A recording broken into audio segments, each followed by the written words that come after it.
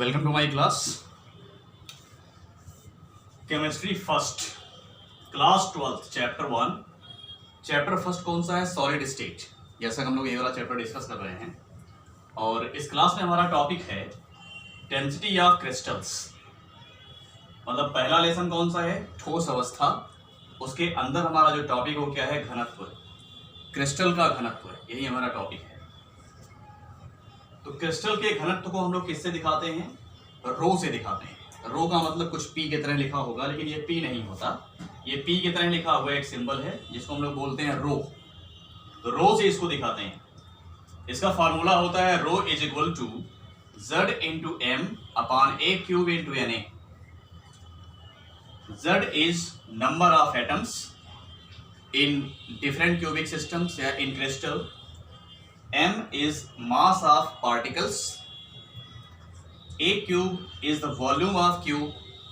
जो A है, A की क्यूब, ये क्या है?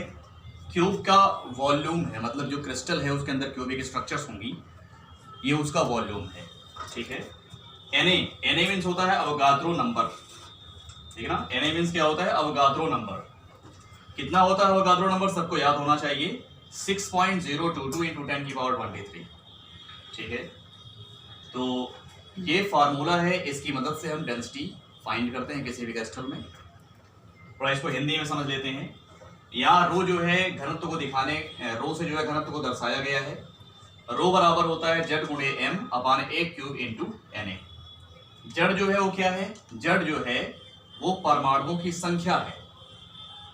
ठीक है। जैसे आपने पढ़ा है कि जो SCC है, BCC और FCC है, इन सभी में परमाणुओं की संख्या अलग अलग होती है।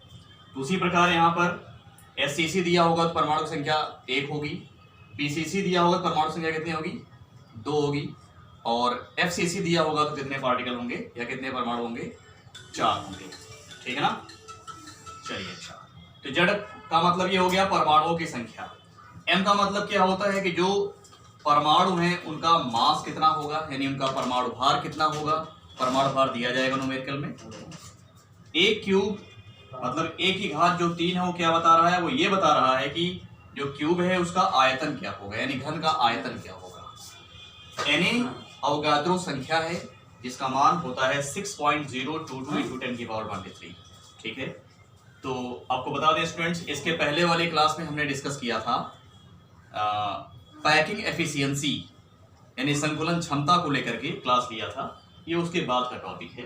ये आपको हम इसलिए बता रहे हैं ताकि आपको समझ में आए कि जो आपने इसके पहले पढ़ा था वो क्या था और उसके बाद का ये टॉपिक है, ताकि एक कनेक्टिविटी बनी रहे। ठीक है ना? तो ये था हमारा टॉपिक डेंसिटी ऑफ क्रिस्टल। तो यहाँ पर जो भी न्यूमेरिकल आपसे पूछा जाएगा या जो भी क्वेश्चन पूछा जाएगा आपसे, जो भी सवाल पूछा जाएगा वो फॉर्मूला बेस्ड पूछा जाएगा, सूत्र के आधार पर पूछा जाएगा। तो इसमें कुछ मतलब सब कुछ गिवन होगा, कोई एक क्वांटिटी नहीं गिवन होगी या फिर कोई एक एंटिटी नहीं दी होगी, उसको फाइंड करना होगा इस सूत्र की सहायता से। ठीक है। जैसे रो दिया है, जड़ दिया है, ए दिया है, Na दिया है, M पूछ रहा है आपसे, तो आप सूत्र के आधार पर उसको निकाल लेंगे। जो कोई भी न्यूमेरिकल होगा उसमें सब चीजें गिवन होंगी, बस एक पॉइंट नहीं गिवन होगा या एक चीज नहीं दी जाएगी जो आपसे पूछी जाएगी। ओके स्टूडेंट्स, आई होप आपको ये समझ में आया होगा। इस क्लास में इतना ही। Thank you.